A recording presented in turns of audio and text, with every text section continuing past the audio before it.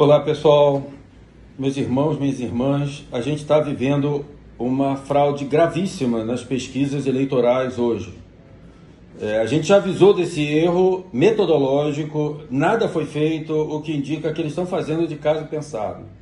Eu quero explicar para vocês a natureza desses dois erros crassos nas pesquisas e por que, quando chegar no domingo, vai sair uma coisa totalmente diferente da urna e as pessoas vão dizer: oh meu Deus, olha, uma mudança de última hora, uma mudança do último dia. Não, não é mudança de última hora do último dia.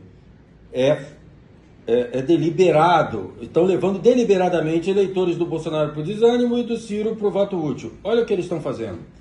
São dois erros fundamentais: amostra e abstenção. Vamos pegar essa pesquisa FSB, que saiu há 2 dias atrás para fazer essa análise, porque ela abriu bem os dados para a gente. Com base nessa pesquisa FSB, o Lula tem 45%, Bolsonaro 35%, Ciro 7% e a Tebet 4%. O Lula teria subido 1 em uma semana e a Tebet caído 1 em uma semana. Como é essa amostra? A amostra da FSB tem 56% de católicos, 25% de evangélicos, 9% de outros e 9% sem religião. Ora, essa amostra é baseada no censo antigo, o censo de 2010, que não foi atualizado até agora. São 12 anos desse censo.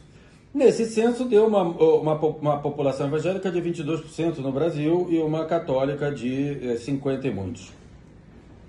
O que acontece é que todos os especialistas estimam que a população evangélica hoje no Brasil, ela está entre 33 a 37. A gente pode chutar aqui um bom 35% para a população evangélica. E, consequentemente, a população católica declinou na mesma proporção.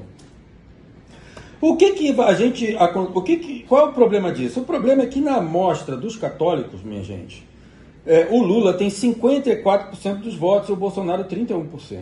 Okay? Mas na amostra dos evangélicos, tá? O Lula tem 28% e o Bolsonaro 52%. É praticamente 2-1 para o Bolsonaro.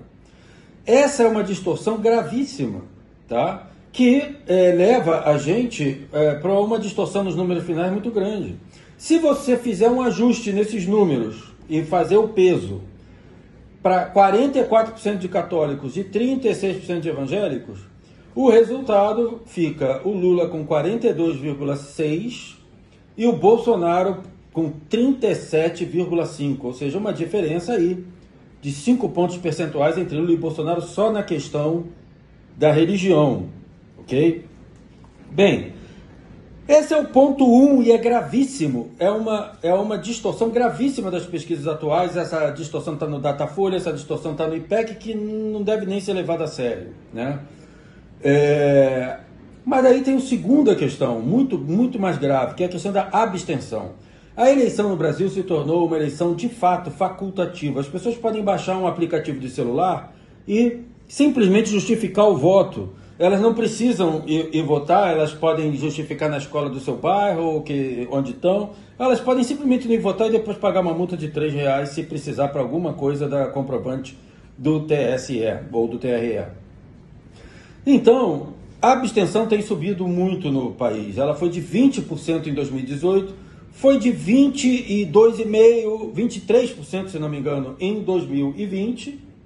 E ela tende a ser, esse ano, em torno de 1/4 do eleitorado, 25%, de 1/4 das pessoas que respondem pesquisa de opinião, elas tendem a não ir votar no dia da eleição. Então, como isso impacta? Tem diferença entre os candidatos? Tem.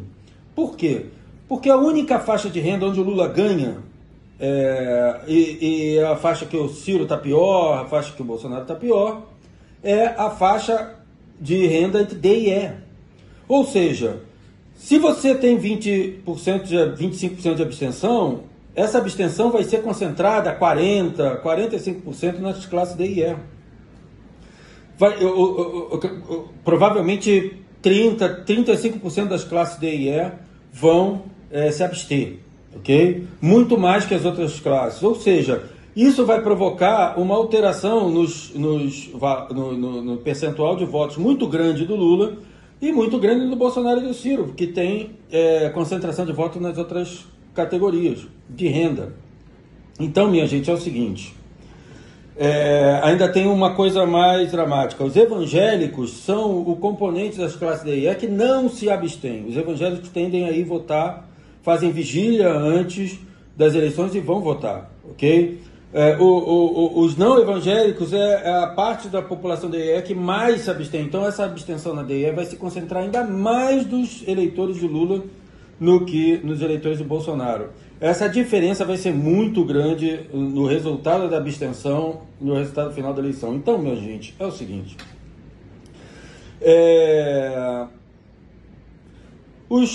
No Brasil, essas pesquisas em ponto de fluxo, que é o que eu fiz a vida inteira, por exemplo, no Datafolha, você chega num ponto, num determinado bairro e faz.